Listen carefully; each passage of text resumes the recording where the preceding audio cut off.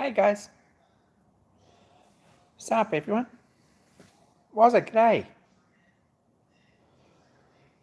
Peter, Chirp, g'day. Hope you're feeling better, Chirp. Peter Nonnell, g'day. David Owens, Ian Sykes, g'day. Fridge, hello. Dan Shed. Stuart Hingston, good evening.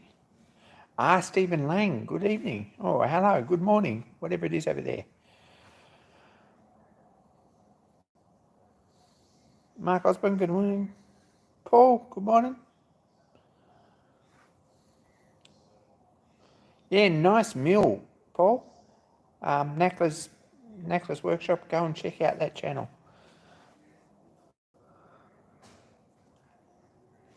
Another new workshop going in. Maddie's Workshop, g'day, good to see ya.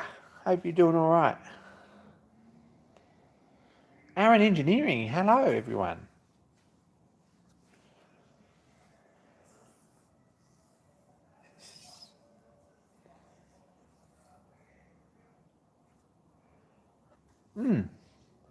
See, if I put this camera right here on this part of the bench, just here, what you find is it's clean. Now, if I move it over here, it's very similar. Right. Something up the top there, but if we move it down there, we've got more clean bench. So we're doing really good. There's 2 spots the bench is clean. Actually, the bench has been clean all weekend. It's really not too bad. We'll come over this way. There's a couple of current projects on here. Looking at it, it's really looking pretty neat. Got a tin of pencils down there, we could put them away. We've got 3 apples, we could put them away. We've got 2 projects we're working on, and that feels like about it. G'day, Craig. If we, just for Craig's benefit, look over here, there's not all that much stuff stacked on the floor either, so.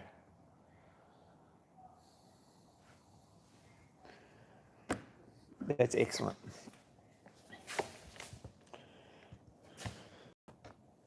Sorry, my camera's moving around. Jim Minnick, g'day. So, spent the weekend back on this locomotive because honestly, yeah, it's time I actually did something that was productive and half sort of making some progress on a project, and I really don't know what to do. I could start something new, or I could start something I haven't touched for a while. Anthony Brady, good day.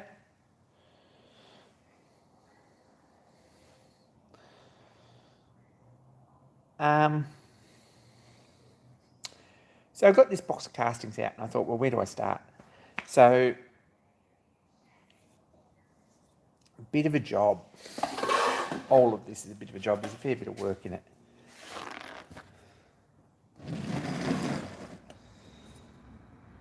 There you go. But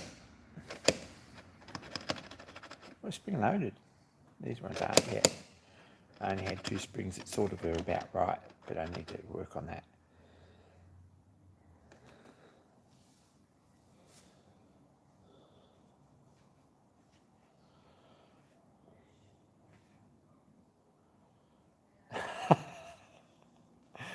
Yeah, sorry.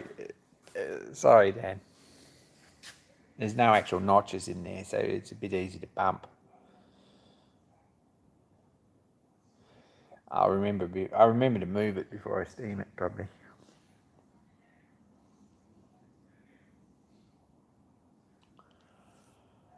So these are a bit of an ordeal.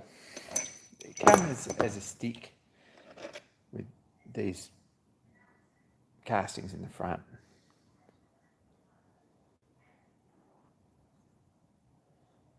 Took a bit of messing around to get them right, get them fit in there. They're still not right. They slide up and down, but there's no axle movement in them yet. So when these axles go here and here, something like that, with their 1/4 inch or a bit over 1/4 inch, 7mm or something, axle on each end, that fits in here with a bit of sideways play so that you can go around corners.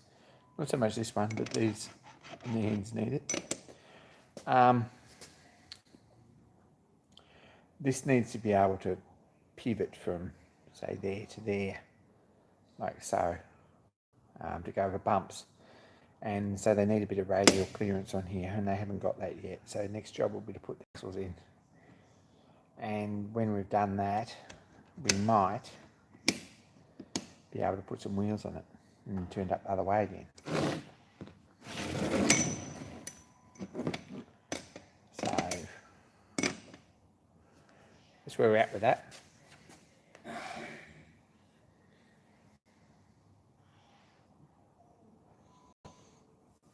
You know, on those two, that'll be about 4 p.m. it finishes.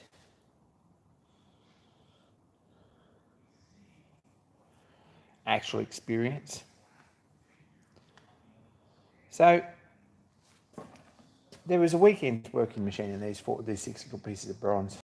Bit of a challenge there, but anyway.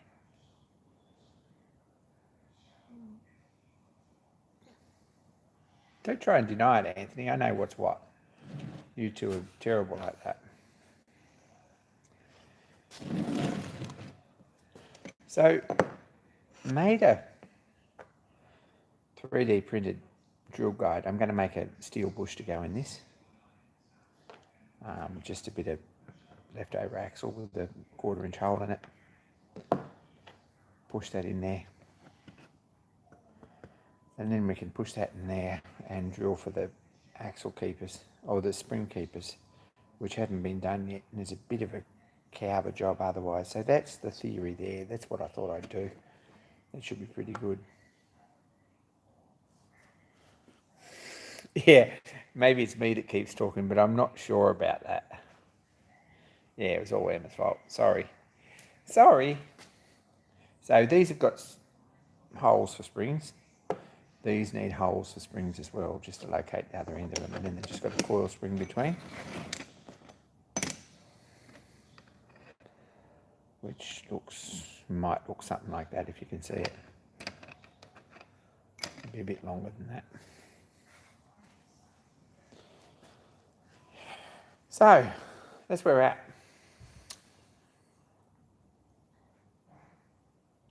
So a couple more weekends. I'm not going to say that this is going to happen next weekend, but it's a bit of work in it. But a couple more weekends we might get some actual wheels machined. And on the axles in.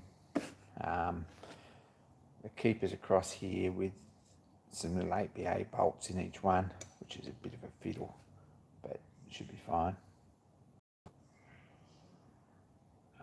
And probably a whole lot more firework, I imagine. Get that all going. This is the tender frame. Carries the water and the coal. That's the engine. So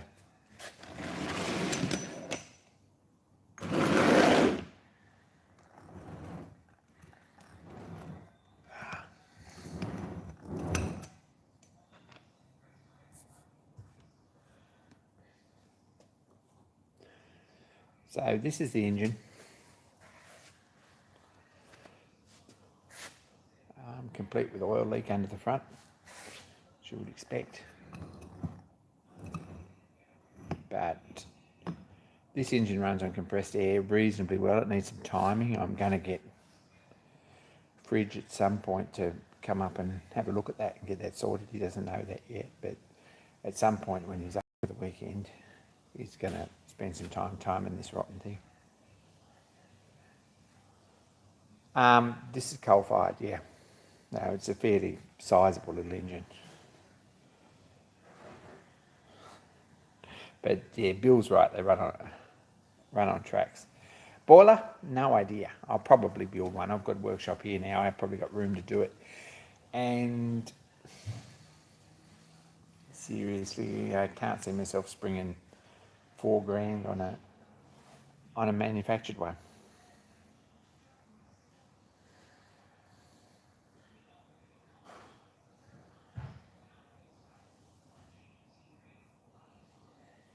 So at this point, we'll see.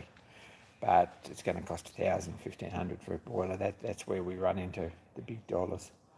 But we'll get the tender up and running. Copper boiler, not so much. You're going to need... Yeah, I will, Dan. I will. The copper boiler, you're going to need some trips up to the club for inspection.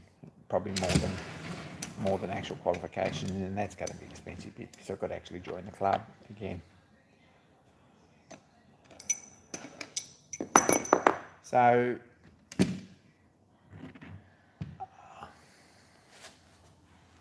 we turn this out over without filling these and mixing them up, because they only go in one spot at this point. This has got, that's the way up it goes. These are the wheels, dummy springs.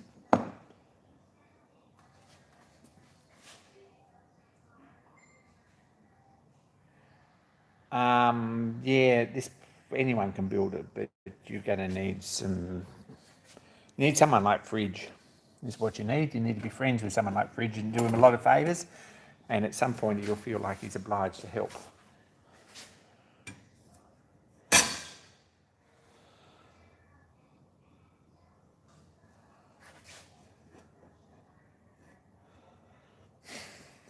You didn't hear that here. Yeah, it'll be code boiler. It'll be pretty decent boiler. I've got drawings somewhere for a Australian boiler code boiler. So that goes on there. We've got angle iron to go under the edges, which is going to be a fun fiddly job, and also to go against the frame in here to hold everything in place. So it's all sorted, and everything is sort of special order because it's all 400 long, and finding small size brass and bits 400 long anywhere on the internet's almost impossible. But that goes on there. The rest of the box of bits, we've got a pump, which probably goes that way somewhere, for just a hand pump. And we've got buffers in several bits. There's a fair bit of work in them actually, but they go on the back here. I'll remove this again. They go on the back here. One there, and one each end on the front.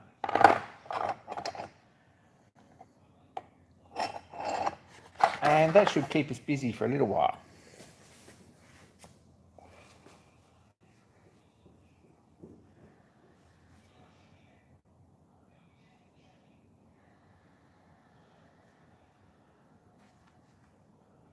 Yeah, it's got to be right, and it's a bit of a job though.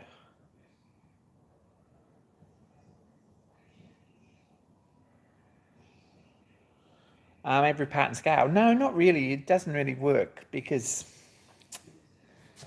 you want something that's reliable and something that works without too many problems. Like these fake springs. These are just castings. They look good and they don't look too bad actually, but they don't work. I've got coil springs in here because they'll handle the load a lot better and they're a lot easier to get all the same. And to get all your 8 wheels bearing the same load. And going over bumps and bangs and things, they're going to handle a lot better and last a lot longer than putting actual leaf springs on. So lots of things like that. This is a Estonia Class 5 mogul from the LMS, basically. They were graded Class 5, but it might be a Class 4, which was the weight or the horsepower. So there's a classification. So they weren't just standard Class 1, 2, 3, 4, 5. They were a bit more complicated than that. Hey, Tom. Good video from Tom this week. Was it this week? Yeah, Tom, but from his other channel. You should check it out. Tom should stick a link up here. Craig's already onto it.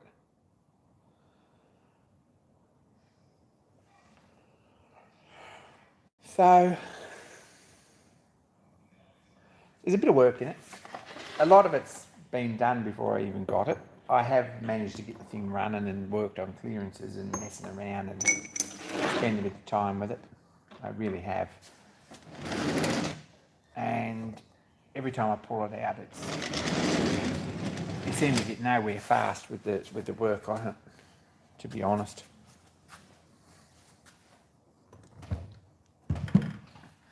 But it's getting pretty solid, and really like to get it finished at some point.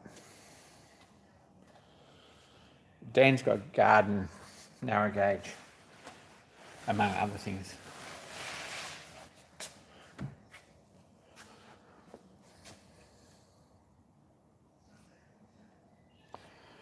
So Princess Marina, who was, I guess, sister-in-law for Princess Royal, I guess is why it got that name.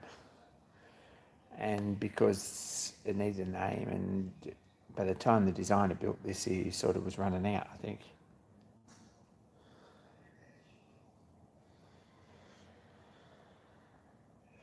Yeah, Craig's got a cut and paste list. He's amazing.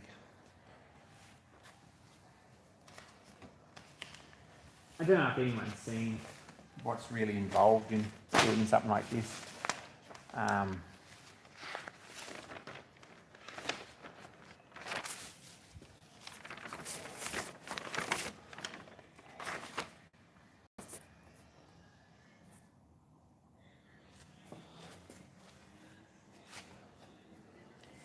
Thanks, Steve. So that's what the tender looks like. This is some of the bits we've already made. There's no cut and paste list. These drawings are a few years old. They're still available, but there's a pump and buffers. These are the locomotive buffers. The tender buffers are a bit different. Frames, strainers, axle boxes, which we've just been working on, and brass work with plate work. So it's quite a solid little tender when it's done. There's a bit of weight in it. There's a bit of weight in it already. So, and a fair bit of brass work, but we'll see how we go with it.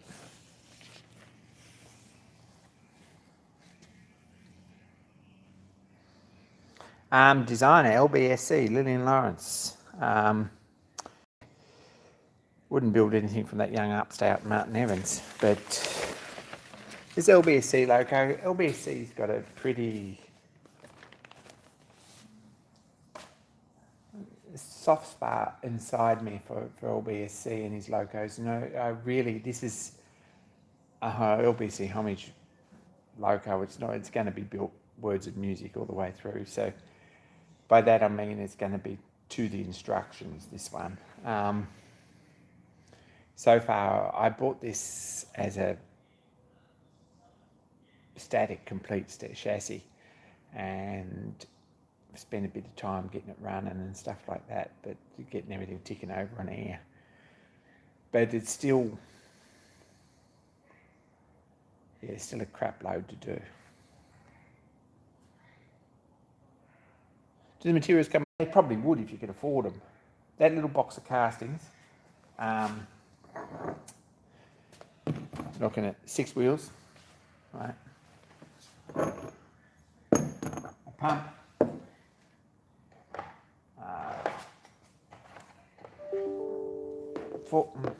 sorry, you can't see that.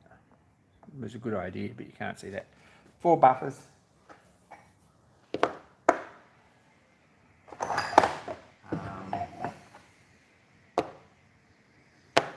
What else did I get? I got a chimney, which I'm probably not going to need for a while, but they were cheap castings. That one, cheapish casting. And I might as well only pay freight on one. There's a smoke box saddle the boiler sits on. There's a front ring for the smoke box. There's a smoke box door. There's an eccentric for the lubricator, which I probably won't use. I'm not sure about that.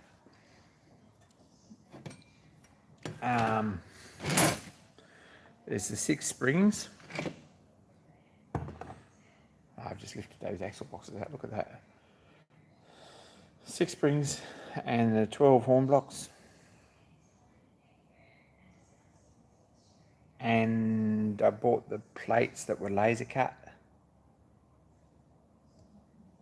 And angle iron for the middles because this nice square angle iron's a bit hard to get here. So, and the 6 axle boxes. There's no way I'm going to fit that back on there. It's going to be a fiddle. Too late anyway.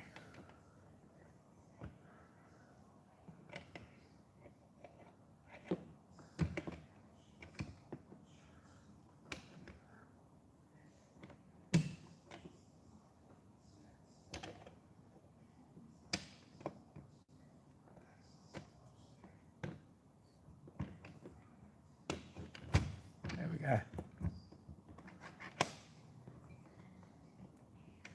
Okay, there we go. So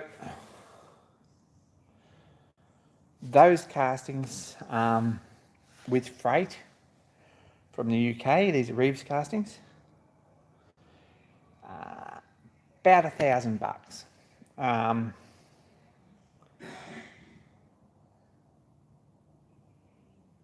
Australian by the time they got here. So it's a bit of an investment, a loco like this. There's not a lot more bits left that I need as far as castings go.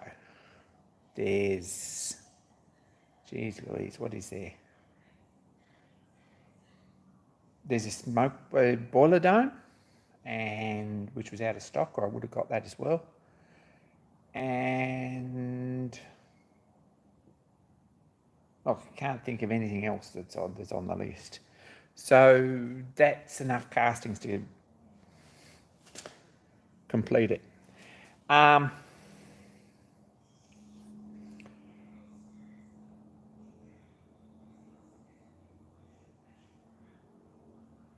The big dollar item that's coming up is going to be the boiler, and whether you make that yourself and spend the money on the gas and the copper and the silver solder and trips up to the club, which is from here is 5 or 6 hours away,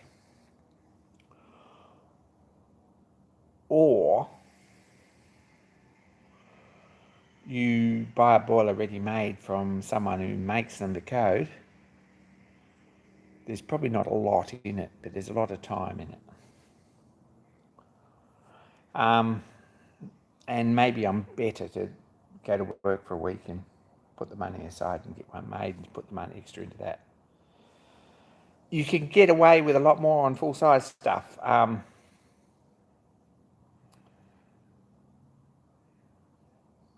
Yeah, this is pretty fussy little thing.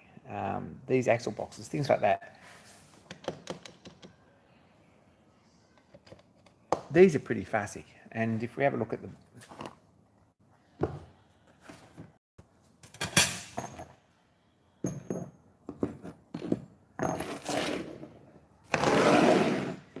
have a look over here at the locomotive. Oh!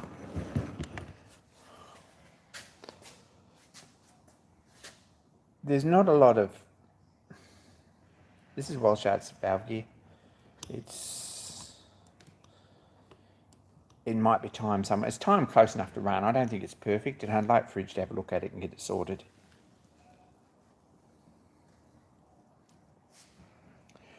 But at this point, I'm pretty happy with it. Everything's going together. If we have a look right down on top of it here, we've got cylinders.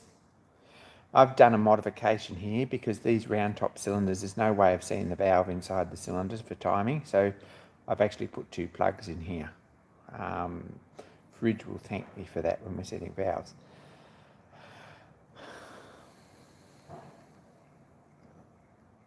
Does it run as good forwards as in reverse? It probably runs fractionally better in reverse from memory. It's not far out, but it certainly starts better in one direction. It's got an eccentric here, which isn't in place yet, and this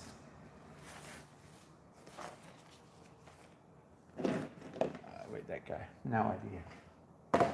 Anyway, there was an eccentric strap that's supposed to go on this one, and that drives this lubricator up the front. This lubricator I made year before last year, I think, which is have a look, it's a ratchet driven. You can see that there's a ratchet driven pump there.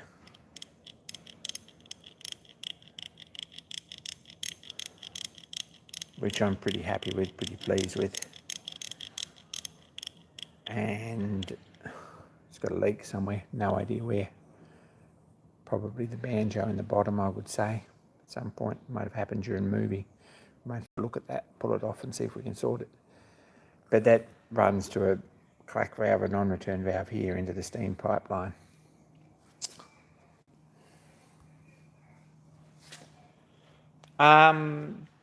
Fridge, yeah, I think it's not bad. It's certainly 1,000 times better than it was when I got it.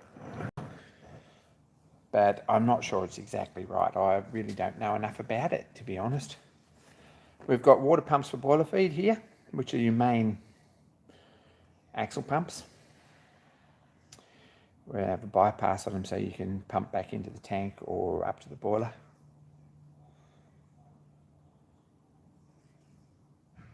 Yeah, you're right, Dan. There's slide valves in there. There's no piston valves. This loco was built in two variations, a square top and a round top, and you could have got castings forever for either. Now, these castings, someone said, are they available as you go along? These castings I've bought off Reeves in the last 12, 18 months. These castings have got Bonds at Euston Road stamped in the back of them, so they finished trading in the 50s. So it's previous to that, and it's probably this loco design was published in the 30s, the late 30s. So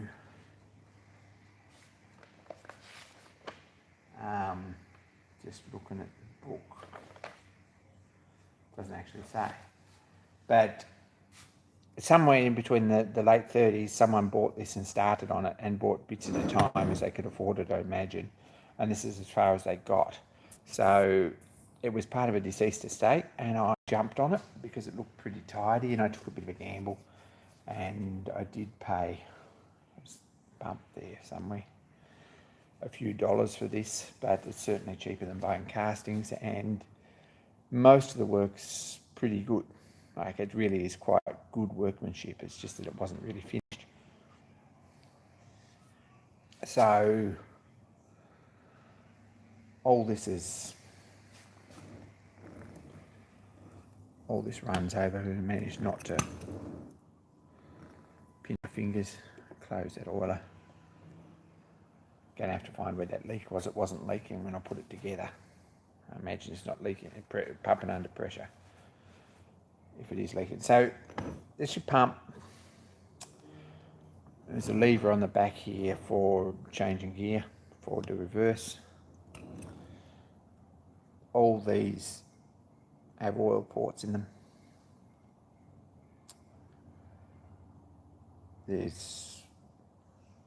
It runs all right under steam. These under air anyway.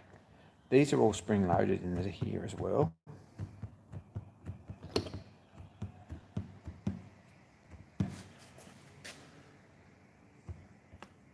And there's a bit of sideways movement in that, which is what they need.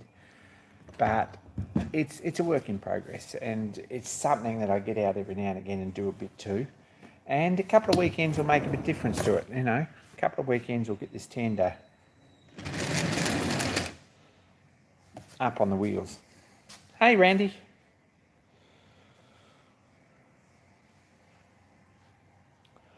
So anyway, that's what I've been working on. I spent the weekend and got these 6 axle boxes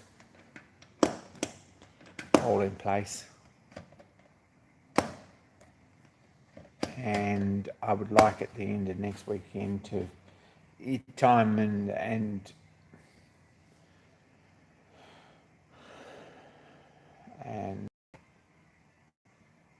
anything else sort of forthcoming. I'd like to have the axles in and probably some holes in the wheels. So what will the top end up like? Let's have a look at drawing one. Drawing one. This is drawing one.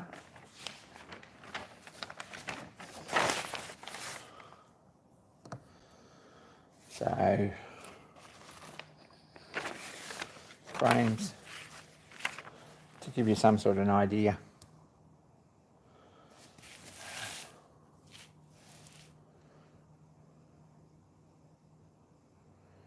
Have fun at the seaside, Stephen.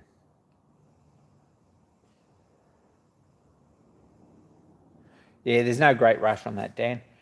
How about it running pretty... It'll self-start both ways, so I think it's not far out, but it's absolute dog of a thing to time, so we'll see how we go with that, just from experience. So that's basically what it looks like with the boiler on it. Not a real good way to sort of show, but pretty serious mixed goods loco. In class 5 being fairly, like, it's fairly big engine. I have several copies of this book from different sort of eras. That's basically what it looks like. But this is the magazine articles from Model Engineer, English Mechanics. English Mechanics it appeared in. Don't have a year, but it was in the 30s. Late 30s, I think, in English Mechanics. And this is a reprint of that. So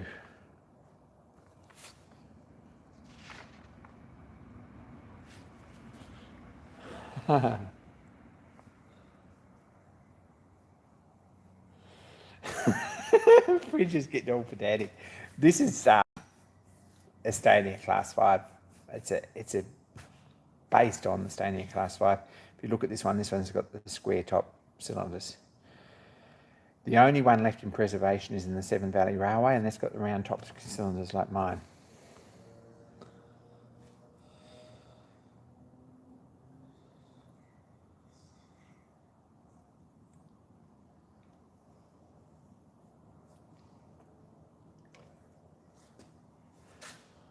Loon River sounds like fun. Everyone likes derailments in the rain. That's where I'm at with that. That's my philosophy on Loon River Tramway. Same as the Ida Bay. Anyway, that's it, and that's basically the same as the drawings. It's all in the book, and it's got some very basic information about what to watch for and what to look for and what to actually things to sort of... But this guy wrote a lot of... Say this person wrote a lot of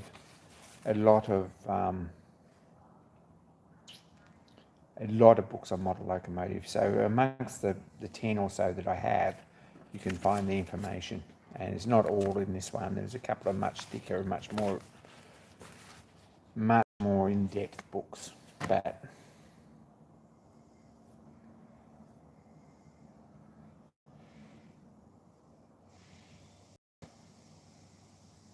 backhead pick. Is there a backhead pick? Last page, yeah. So that's what we're aiming for. We've got one more to gauge, I guess, or sight glass, a regulator, fire hole door. What's probably a... Yeah, I've got no idea what that is. Probably a brake. Probably great. a whistle, a blower valve, I guess. It's pretty basic. It has an injector, and it has an axle pump, and it has a hand pump in the tender. So we'll see how we go with all those three. The boiler is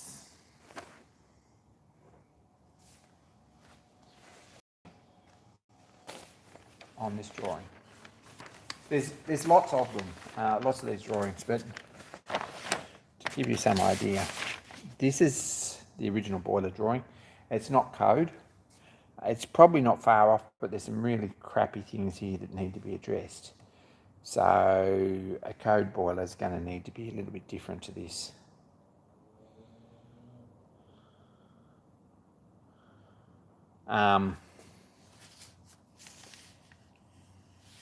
It's a pretty muddy photo there, Dan.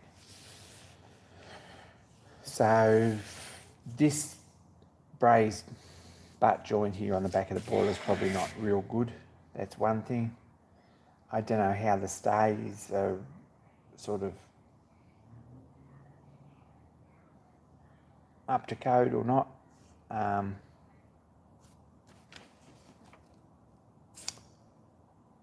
I don't know about bushes, things like that, so we're going to have to spend some time, and I'm not sure that these switches are... I don't know how he was actually interested in that. But this hollow stay that's actually just screwed into the back head with the fitting screwed on afterwards, I'm not sure if that's particularly kosher either nowadays, but we'll work on it and we'll see how we go. That's the workings of the pump there, which has got a little ratchet, 2 pulls, and a oscillating cylinder that pumps through here up to the check valve here. So that was the last major part that I made.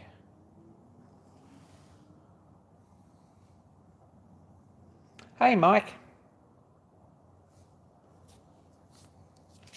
Here you go, fridge. That's what I was looking for. So we got blow down pipe and a water gauge on this side, which is completely different to the other drawing. The other photo might have been printed in reverse. There's a regulator handle. There's a blower valve to the injector.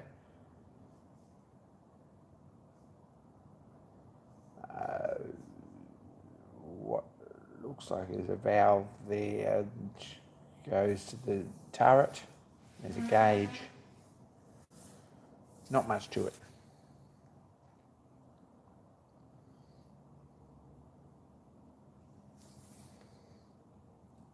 So there we go.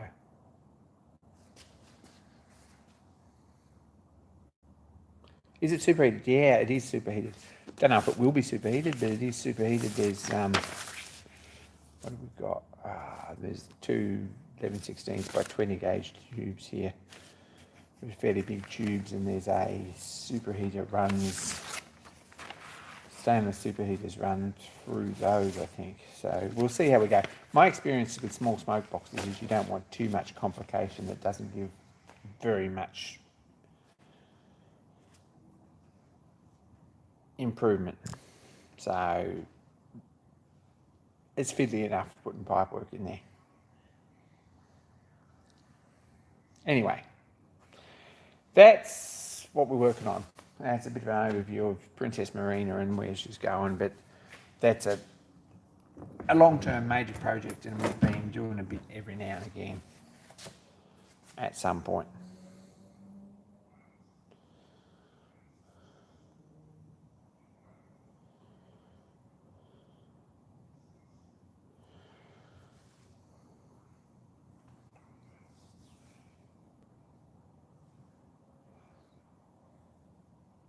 Russell, we better go and do that.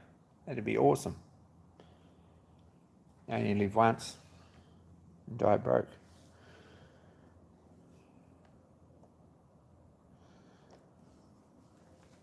Superheater, probably the main advantage on a superheater or superheated steam with this locomotive this size is you don't get quite as much water over you when you take off. That's probably about where we're at with that. I'm not 100%. Curly LBSC used to swear by them. and say it's a definite, it's a must, but I'm not sure how good they actually were.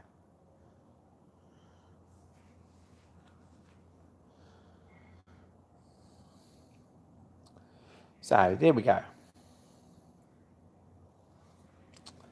This is the other project that I messed with this weekend, and nothing else to do.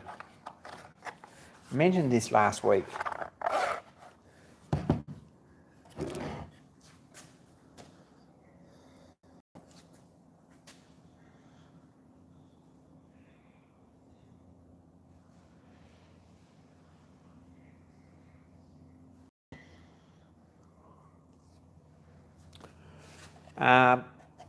This is in Model Engineering 1915. Drawings are atrocious, like they really are. They've tried to save space, and they're both on little. The 1915 Model Engineer was about that size, same size as English Mechanics. So they were both on a double page, really, and a bit of a footnote at the back to finish it. This is a speed reduction pulley or a back gear pulley for a Drummond lathe in 1915, and it's really quite a good design. However, it's not going to work for what I want to do. Because I 3D printed it to see if it would, but it doesn't. So what it's got is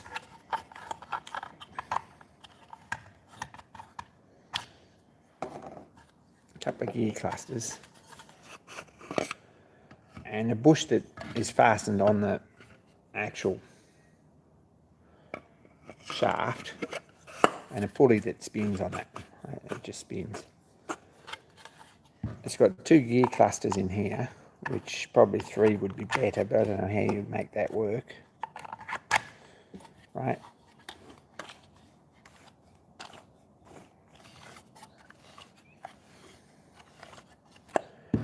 And it's got a loose plate with a gear in it as well on a bush, right, which runs. They're screwed together with a 20 TPI thread, so there's actually 2 parts. Now, when you put the 2 bolts in here, what happens is that this locks, so that gives you just a standard pulley. There's no reduction in it.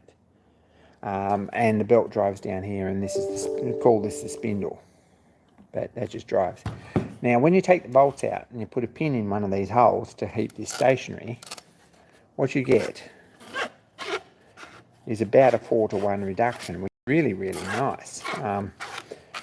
For the Drummond, that must have been luxury. Like, it give you 4 times the power and 4 times the speed reduction, and a pretty amazing thing, really, on a machine that was very, very basic.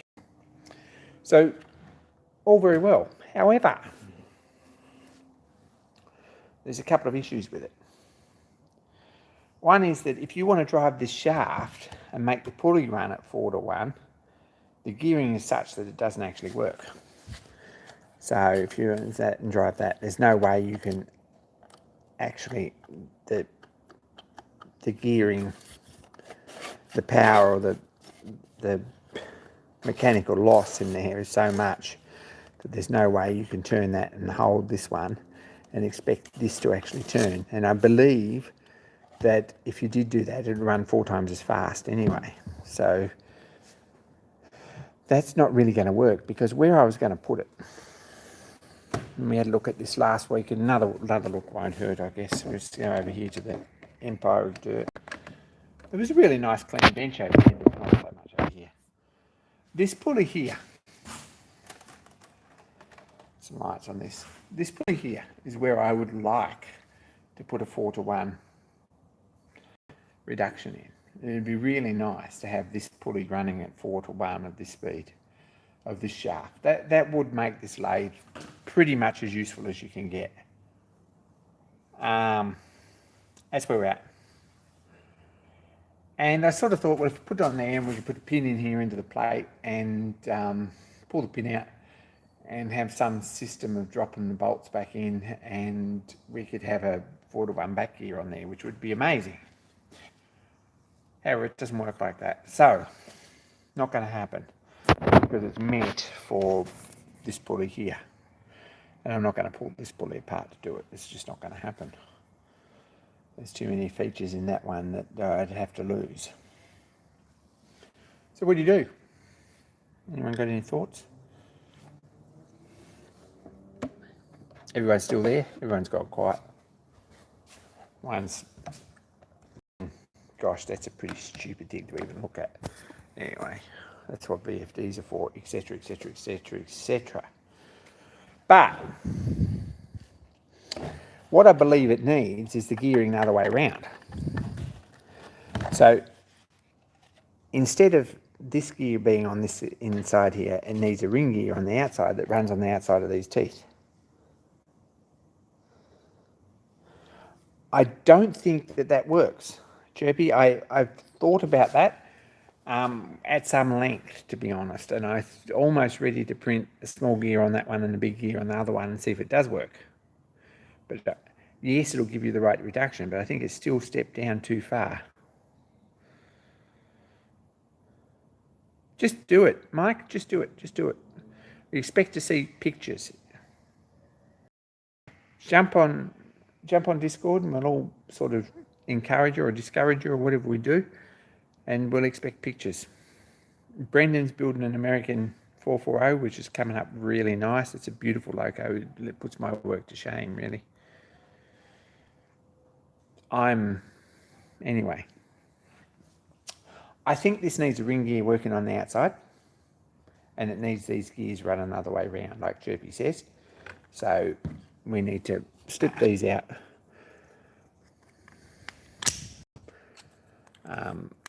put pins back in the other way, make this inner gear the smaller one,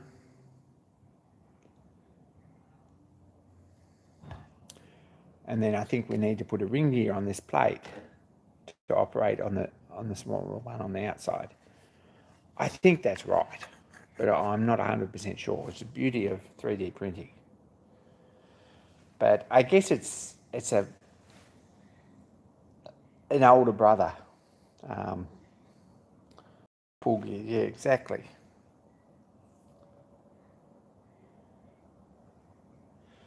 So I've sat on these drawings for probably 10 years, 15 years, from 1915 Model Engineer. I've scanned them and I've sat on them. Why would running on a ring gear make it run in reverse as opposed to running on this side of the wheel? I'm not sure about that. You might be right, but I'm not sure. I'm really not sure. Thanks, Aaron. So, as a back gear for a lathe, this is really awesome. It really is. It's a great design, and it could be improved a bit, and it's cool. But the other issue is that this is a 6-inch pulley, and I only need a 5-inch for this, or 125mm. The pulley biggest reduction on it is. So it's going to have to be scaled down a bit anyway. Probably while I've got this going. I don't know. I really don't.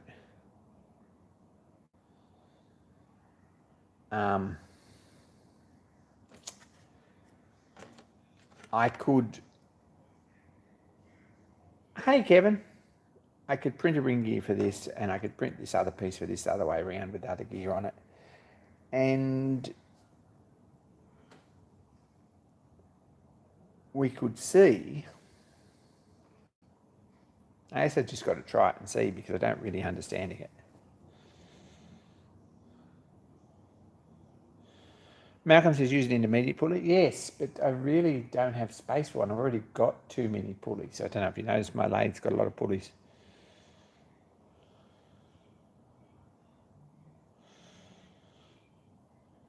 So anyway, this is something I've been messing with the last weekend or so.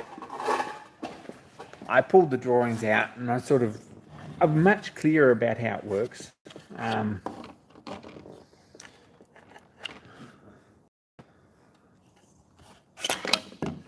So, and it's quite a good design. This is the basically, the other thing is too that I've got to get one of these cast, and that's a bit of a problem in Australia, regrettably, if I was going to make something. But I'd have to 3D print it a few times and get something that actually works. Don't know about that. So this one goes in there. And then these go in here, and they've just got basically a locking screw in it, so you need to hold the pins in.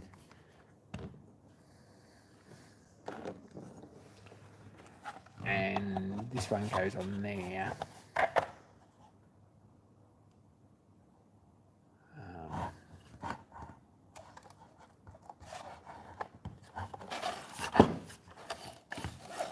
But this is an absolute cow of a piece to print, so I'm really not inclined to print another one anytime soon. But I think a ring gear on the outside, I'd like to try it. If I did that, I really want to set this up in a couple of bearing blocks and see how we go with it. But it might be a complete redesign and then start re-prototyping it, or it might not actually happen.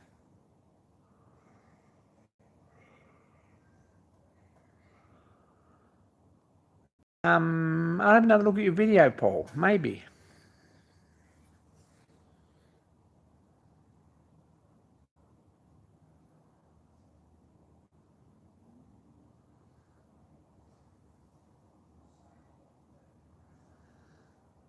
And Stuart says, "You'll not be able to speed it if you put a ring gear on the outside."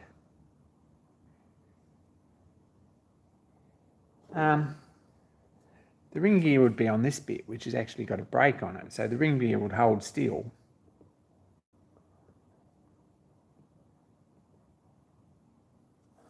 And these pieces would all spin around the ring gear, which would actually make the shaft turn. That's the theory.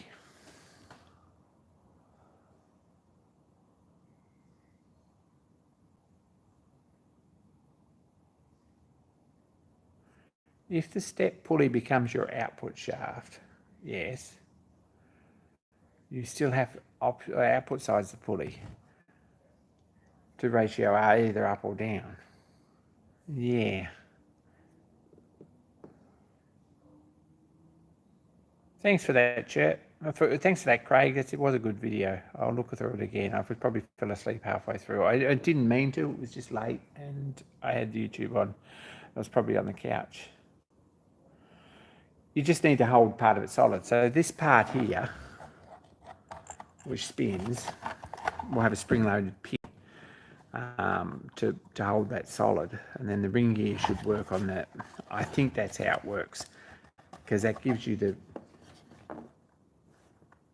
There's too much mechanical disadvantage in it as it is here to actually work backwards. Driving this, it works well. But I'm not all that confident about it.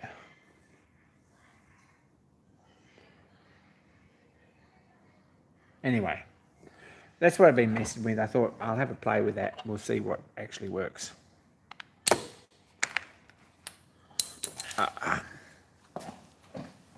Plastic bits.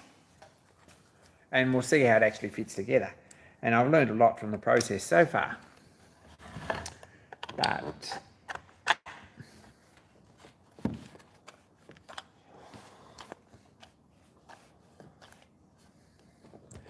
I think messing around putting 2 bolts in it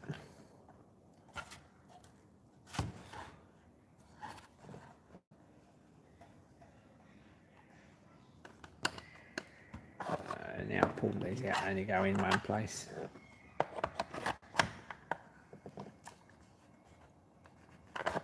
Messing around putting 2 bolts in it is probably a bridge too far. There's got to be a better way than that.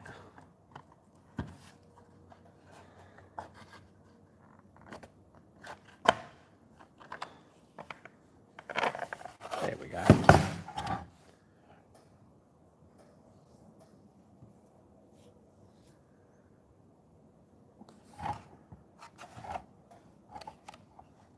Thanks, Mike. Sorry about that. So, yeah, if this is held fixed, then what I really want is this shaft to spin this pulley at 4-to-1 and lock it solid to give it standard reduction. The pulley that was on my lathe was pretty primitive actually. It was made up of PVC pipe and bits of wood and a fair bit of Teflon tape to keep it all together. And it had the wrong ratios on it really, so you had to change the spacing on it, and it was just really ugly when it come. It was not the original pulley. So I had someone mess around and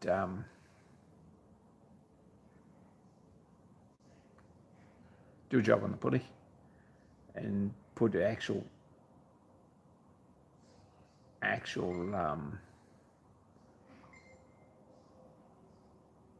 end sheave on it so that it sort of works, and it's fine as it is, but it might be really nice to get a back gear out of it. Anyway, that's the other thing that we've been messing with.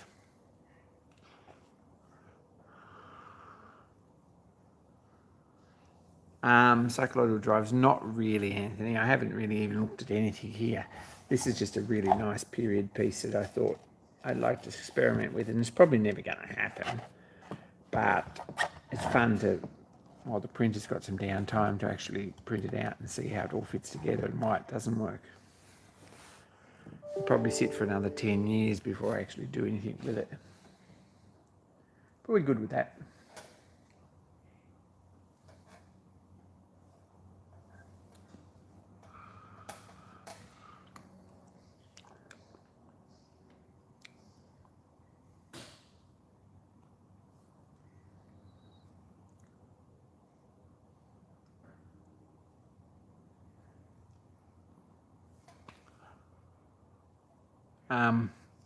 Anyway, what else is happening? What's Kevin up to? You've started another engine, Kevin? Have I thought about a carby for the 400? Matty's got to say it. He's one of those people that have got to say it. Look, I've had a good look with it. The one that I did get is a bit tall, like it really is. And if you shorten the bowl up a bit, it might work, but at a pinch. And honestly,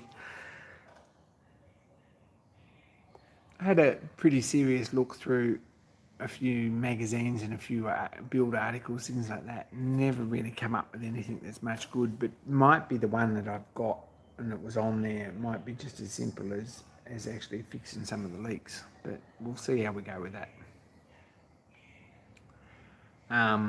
How's your engine build going there, Matty? Have you started yet? Your lap of me. Kevin's just finished one. That looks really awesome. If you're looking on eBay and you're looking for a project, there's a cheap set of castings from Myford Boy for his 8-cycle aero motor engine. They're at £62 tonight. And not listed particularly well, but you'll probably find them if you're interested in buying them. I think they've still got a day to go, but anyway, that's 62 quid for them is probably, especially if you're in the UK, is probably a really good deal because they're about 250 for the set from David. So there we go. Paul, work on the Gazelle. What have we done? Not very much. We need to get some money together. Hub's not back together yet. It's getting very close. I've got to go and see my spring maker friend and get some springs for it. But that hasn't happened yet either. I've got to get springs for this. And I thought, well, I'll get this locomotive back together and work out what springs I need for this. And then we might go and kill two birds with one stone there. They look good, Kevin. And from there we can but we're going to, I think we're probably going to Cerakote the hub, which is a good, reliable, easy and bomb-proof coating for something that doesn't really isn't an easy thing to clean or polish, and it's going to go rusty without the right maintenance. So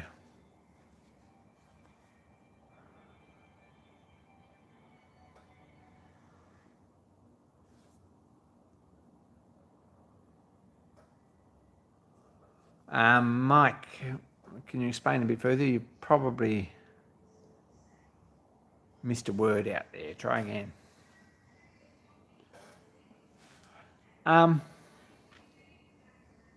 Anyway, that's where we're at. I've got a sign to paint for a guy in Sydney for an art gallery in the next week. So that's something that's really going to happen this week. Made a start on it and it didn't really survive the move, so I've got to do that again.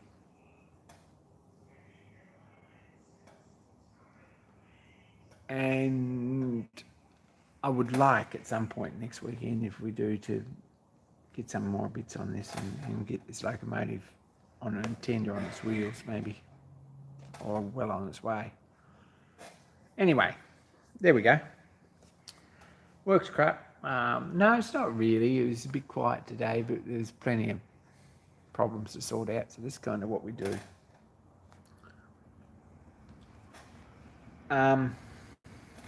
Well, it's a bit cool here. It's a nice sunrise this morning, but I went outside and it was nearly raining, and it hasn't been much better all day. Bit sleety, I don't know. Hey, Rust Knox, good to see ya. Hope you're doing all right.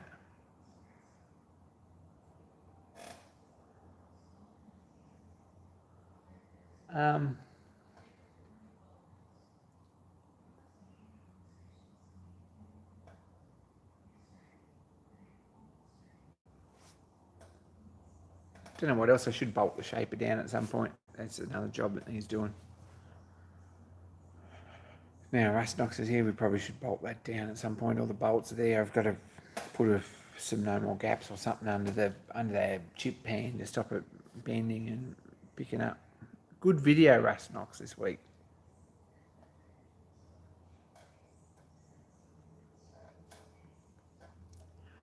Don't know if there's much else really to say.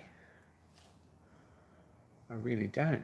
Didn't actually win anything at the Summer Bash, but I didn't buy any tickets, which is a bit slack, but I didn't.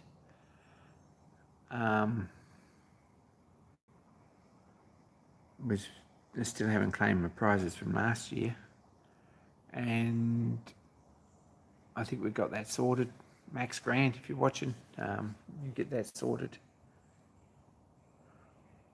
A welding table, something foldable for smaller welding jobs. That would be awesome. Please make a video about that.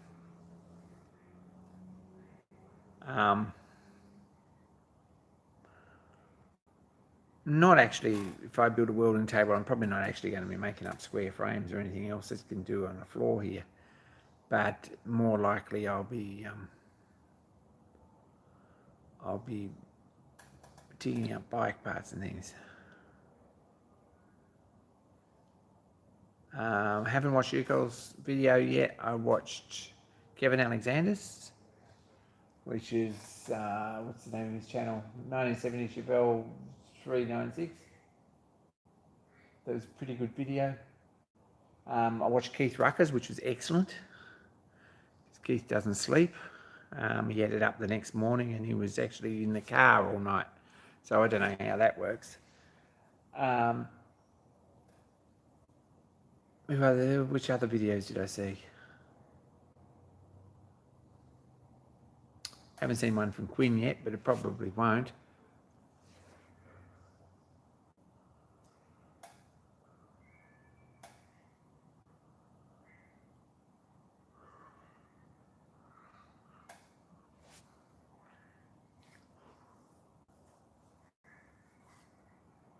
Anyway, there we go. Touch base with a few people. I touched base with Quinn and with Stephen Lang and a few other people who were at the bash or weren't at the bash. and it was good to catch up anyway, but it would have been very nice to be there. All things considering, it's probably best that COVID was around and I had an excuse, but anyway, didn't happen. And it's over and done with.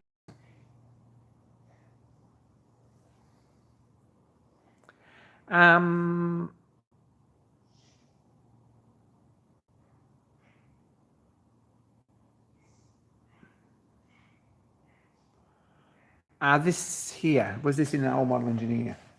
About this time, 1915, I think it was 26th of June, Mike. Don't have a physical copy here. It's in Tasmania, and I've just got the scans on my computer upstairs. I can look it up. Hang on, I'll look it up.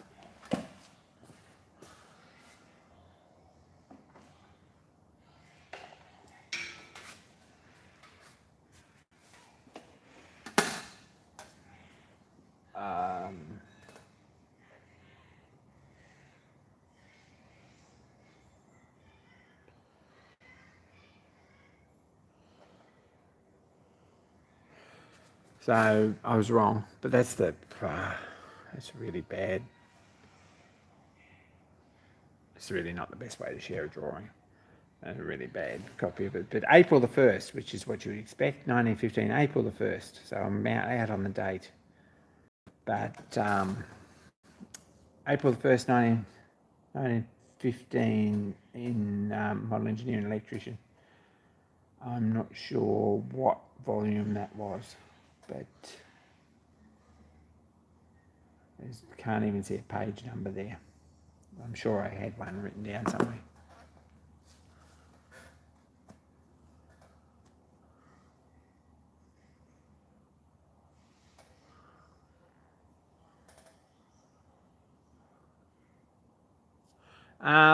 Rust-Knox, we'll see you there next year.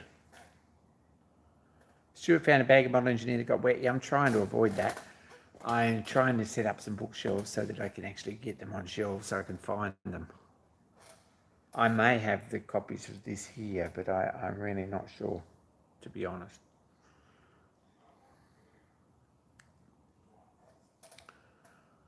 So yeah, 1st of April, April Fool's Day 1915, which is, yeah, it's wartime. Anyway, if you want to see a real locomotive built, go and check out Nigel at Go Create Hobby Machine Shop, because he's doing a proper job of it, and actually putting years of experience into making a locomotive that's going to be a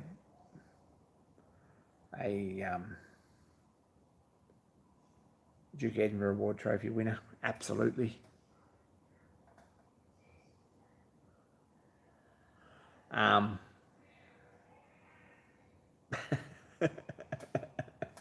We'll see, but it's not a bad looking Oko.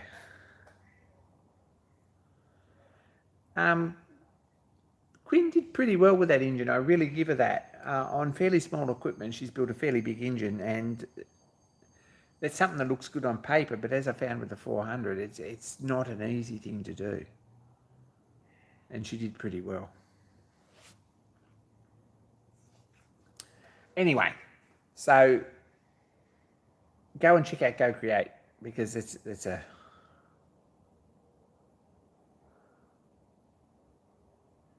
that's a pretty good channel and a decent. Take care, Aaron. Good to see you. Yeah, catch up. You need to come up to the Gold Coast so we can catch up. Anyone else that comes for, anyone who wants to sleep on a blow-up mattress here in the workshop, you're more than welcome to come and catch up.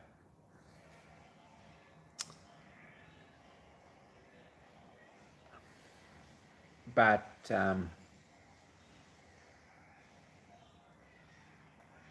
yeah, if your name's Fridge Martin, probably going to put you to work. Make an engine from scrap, that works. Yes, it probably does, and it looks great. But all your engines look fantastic, Rust-Knox, and they all work. Really enjoyed those series.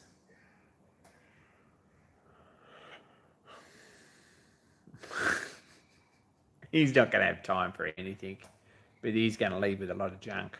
You too, Wazza. You work out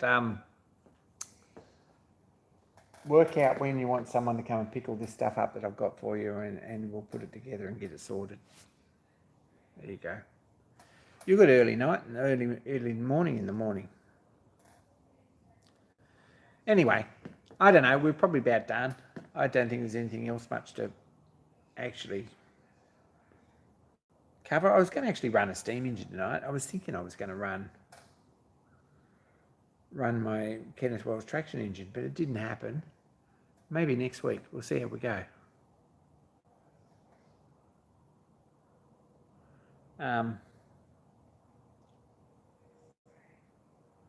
I've got no idea where it even is, to be honest. It must be in the library.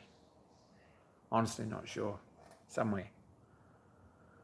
But we might get it running next week. You could do with a run. We need that methylated spirits smell.